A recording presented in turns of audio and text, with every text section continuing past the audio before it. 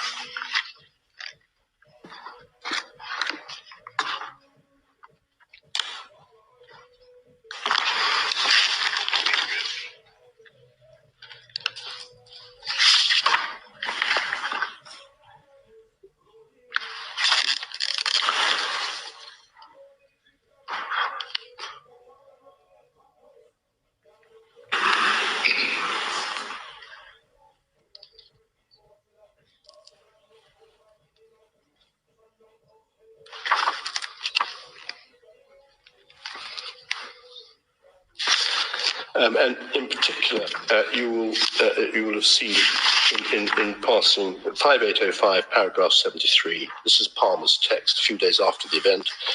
Between me and you, the recipient's not identified. We chop up the boy lizard. That's the deceased's nickname. Fine, and dashing we enough. As long as you live, dem can never find him. Oh, couldn't be clearer. But the whole picture couldn't be clearer. And then we have also from JS2, I'm just going to give you the references. We have the texts between the deceased and his girlfriend, in particular on the 16th of August, 2011. They are summarized at E4788 to 4791. You can also see a short summary at in our written case is 6227. Can you just give those references again? Of course. Yeah. 4788. Yes, thank you. 4791. And in our case, they're summarized again at 6227, paras 40 to 41. But those texts show without a shadow of doubt that the deceased was on his way to be executed, and he suddenly realized what was going to happen to him. There can't be any doubt about that. There are some texts also from Palmer. They were of no significance, but there were texts from Sean Campbell, which to an extent were incriminating, which suggested that on the day of the killing, but before the killing, Campbell said, who thief it, I go dead. That's say, whoever stole it is a dead man. And then after the event. But the references, you can see those texts at 4989, lines 1 to 14. And 4990, 13 to 4991. So they're plainly incriminating. Now, the defense cases, and it's important to understand what the defense cases were, they all just gave unsworn statements. Palmer's case was simply that he had never met Lizard at the premises on the day in question. And my lords, that is at 4341. I should emphasize this. The SFI says that Palmer says he wasn't at the premises. That wasn't actually what he said. He said, I didn't meet Palmer. I never met Lizard at the premises. Rather different. So he doesn't give an alibi. The important point is he doesn't say, I was at a concert or whatever, somewhere in Kingston. No alibi. Campbell, in his unsworn statement, accepted that he drove, he says, ahead of the deceased and Chow in another car to the premises, but he says the deceased got out before getting to those premises. And when Campbell got to the premises in question, he says he left Chow there. In other words, Chow did go there, but Campbell says he then left. And later, he saw that Chow, later that evening, he said the only thing Chow mentioned was that Palmer had received a dog bite and had to be taken to hospital. That's 4383 to 4386. Jones's defence was a very short statement. He just said the police were lying about him. That's 6137 at 16, or that's the, I think, of the SFI, and in the record 4387 to 8. And St John said he left the premises just as Chow entered, and he saw Palmer getting bitten by a dog. And that's 4390 to 4392. But the short point is that there was no denial, as far as one could take out, that they were there. And that is significant because the premises are then subsequently destroyed a few days later, or partly destroyed. And there's no explanation for this. Now, as to the exhibits, X14C, Exhibit 14C and JS2, their cases were simply this. The police have fabricated them. There's just a giant conspiracy to fabricate a whole mass of evidence. And there were challenges to the chain of integrity that went to that. That was it. But there was no explanation as to why the police should have done any of this at all. Now, my lords, bearing all that in mind, we say this was an overwhelming case where, for some reason, the only real question was, were the police in some way motivated, or did they fabricate all this evidence? That was it. That was the question for the jury. And my lords, my lady, I respectfully submit there was nothing to support that. Difficult to see, therefore, in those circumstances, why the alleged, or rather what you might call the bribery, would have made any difference to the consideration of their verdict. And I do submit the strength of a prosecution case in circumstances like this is a material factor. And one was asking, the question is there a risk, a real risk, that the verdict was influenced by prejudice?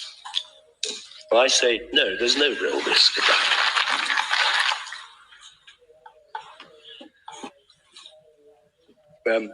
My lords, my ladies, as far as the jury retirement point is concerned, that's what we say. So we say there was a fair trial. And the fundamental point is you can be satisfied that that 10-1 verdict was a verdict given by the jurors, or the 10, in accordance with their oath, uninfluenced by bias, prejudice.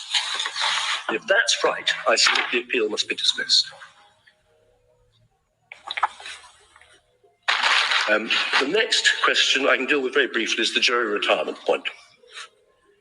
My lords, my lady, I submit the following very short points. At the time, that's in 2011, there was no established practice written in a bench book or anything like that. The matter was left to the judge's judgment as to when to send the jury out. Second, I'm informed by the Director of Public Prosecutions, who was here, who will provide more detail on the point. In real life, juries never take more than about a couple of hours or so to come up with their verdicts, even after long trials. And it is unheard of for them ever to have to be sequestered in a hotel room overnight. It just doesn't happen. Thirdly, there was, in my submission, no pressure applied by the judge in his directions. This is not a case where there was something the judge said at some point which suggested to the jury, you better get on with it. Far from it. There's at no point anything which the judge says to the effect, I do want you to come back in an hour or so, or please make your minds up, and so forth. So, nothing at all. No criticism of what the judge actually says. And finally, and I submit importantly, the Court of Appeal, who know all about this, how the system works, saw nothing wrong in what had happened. And if I can give you the reference, it's E5854, paragraphs 203 to 205. They describe where they go through some of the cases about sending juries out in different jurisdictions, and then again at 209, where they come up. 5854. Paragraphs 203 to 205, where they discuss the background and various other cases, and 209. And they discuss one or two Privy Council cases where juries have been sent out actually rather later, but although the Privy Council disapproved of that, nonetheless the convictions were upheld. But in my submission, the Court of Appeal was perfectly entitled to come up with the conclusion they did. No error of law has been identified in anything the Court of Appeal said, and I submit that it's not right. It's not the Court's place to interfere with the Court of Appeal's judgment on these matters. Very briefly, the proviso, in one sense, my point on the proviso is this. even if, let us say, the judge's directions after the jury incident were not as strong as they could have been or should have been, or even if the retirement was too late in the day, there is still no reason to suspect that the jury was infected by bias or the risk of bias, given all the matters I have said. That being so, even if there was some irregularity or some imperfection in the way the trial was conducted, this is a case where there has been no, to use the words of the statute, no substantial miscarriage of justice. I should emphasize that I accept that if there was a risk of bias, a real risk of bias in the verdict, that would mean the trial was unfair, and that would also mean that you couldn't apply the proviso. An unfair trial is written water. But if the trial was fair, in my submission, you apply the proviso. Do we have the statutory provision that contains the proviso? I think we do. Yeah. In the bundle, for some reason I seem to remember reading it recently. If I'm wrong, I'll be corrected. Perhaps I can. Perhaps you could have the reference later. I'll give you the references if I can take it very much. My lord, my lords, my lady, that is only one point. Yes, I think it's page 6806. Thank you. I think it's in the standard form of wording you're probably familiar with from other jurisdictions. Well, I have noticed that they vary on Well, the one we've been given that's why I asked. is the Judicial Appellate Jurisdiction Act, and it's section 14, the proviso to section 14.1. Thank you.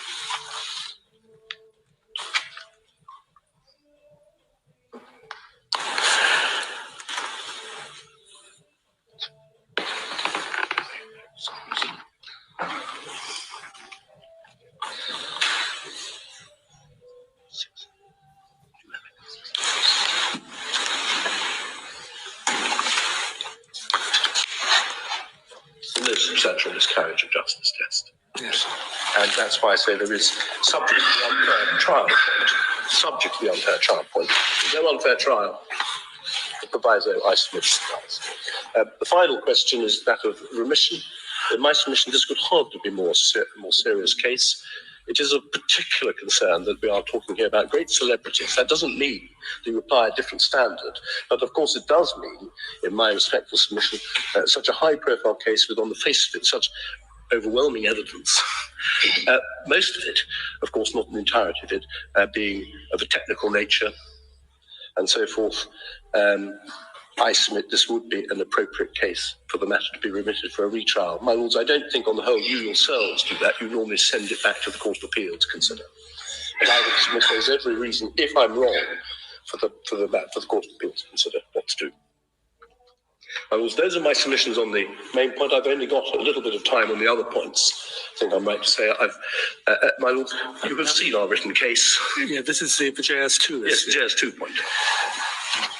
Okay, what do you want to do off the bench? Should we write this for a minute? Yes. Mr. Knox, we'll rise for a moment or two just to consider whether we need to hear you on the JS2 point. I'm obliged.